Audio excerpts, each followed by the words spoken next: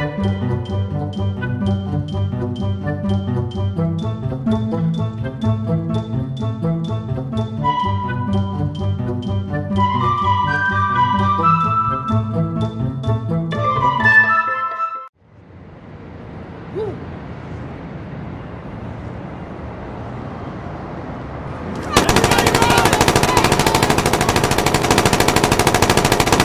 is accuracy, baby.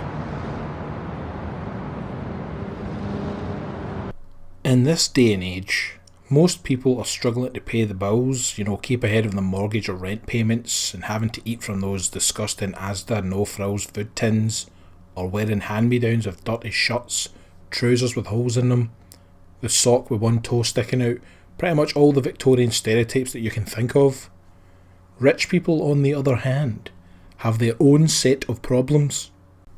If you are all about double-breasted suits, drinking whiskey at work, actually enjoying golf like some kind of freak, you think helicopters are something to travel in and not just something to throw communists out of, if you have a potential fondness for, shall we say, forced underage sexual activity, and you like to have money fights like Mr. Burns, you may in fact be one of these handsome winners called rich people. Congratulations on being so successful and well hung. You are an incredibly sensitive man who inspires joy feelings in all those around you. Whilst the stinky, unwashed proletariat struggle in the snow, collecting loose golf balls from nearby ponds to exchange for food stamps and putting their phone numbers up in public toilets offering pudgy, shameful sex acts, you, on the other hand, are striding across the world in the manner of a giant irradiated iguana, doing as you please.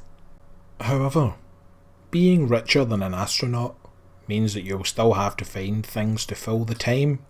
Working 9 to 5 shifts and packing in 10 hours of unpaid overtime is for suckers!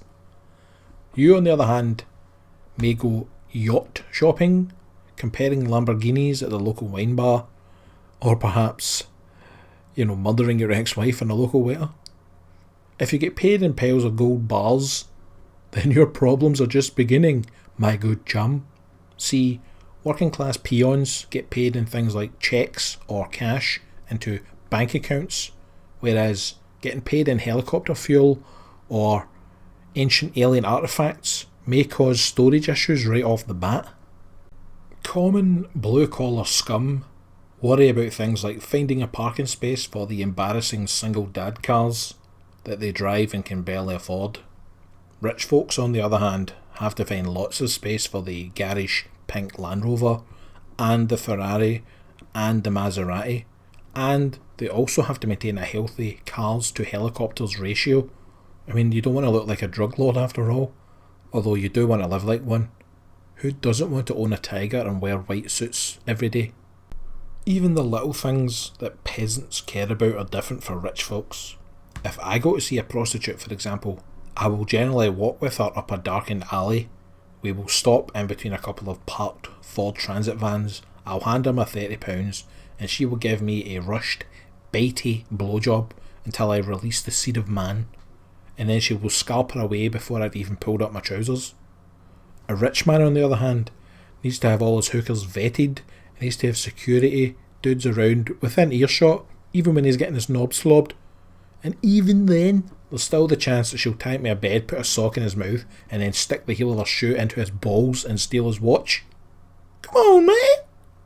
Look, let's get a first class ticket to Keep It Realistan here. Do poor people even care about bees, for example? Or getting high quality heroin? I mean, none of that mixed with baby powder or genital ointment formula stuff. Or can you imagine, for example, how embarrassing it would be to be the one celebrity that can't arrange to have a trained albatross bring you a tray of hand-picked blood diamonds with a smattering of dolphin eyeballs on the side as a tasty snack afterwards? The shame! All I'm saying is, to all you sweaty codpieces out there, have a heart. These unfortunate millionaires can't even enjoy normal activities, whilst all the slobs in the world waddle along to the local boxing match whilst chugging back low quality American beer, truly the worst of all beers. Rich people have to go deep underground into like a volcano base to watch genetically modified human badger hybrids battle to the death while surrounded by those weird Arab guys in the dresses? If you're a commoner, just think about it. You go mountain climbing and they go mountain building.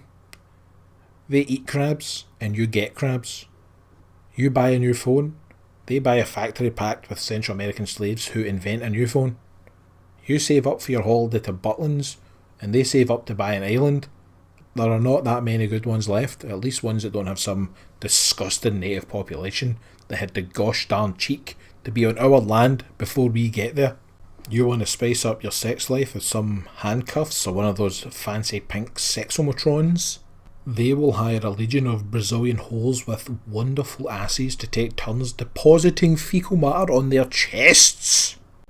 Look, for any normal people out there, until you've flown your own personal seaplane to Dinosaur Island so that you can have Velociraptor DNA mixed with yours so you can develop superpowers, and then be linked into a self-aware battle robot to help the human race in the secret war with the Cylons or the Skrulls or the Daleks or whoever's available. Until you've done all this, your real world problems are absolute utter kangaroo shit, man. No one cares about food banks or heating bowls or having to eat corned beef and pretend that it's real food. It's fucking not. In conclusion, try to be supportive of other people's issues. Just because you have some problems does not mean that rich people do not also have problems. Like having a prehensile tail and webbed fingers, for example. We all have our burdens to bear. It just so happens that other people's burdens happen to be things like inheritance tax planning and spaceship insurance.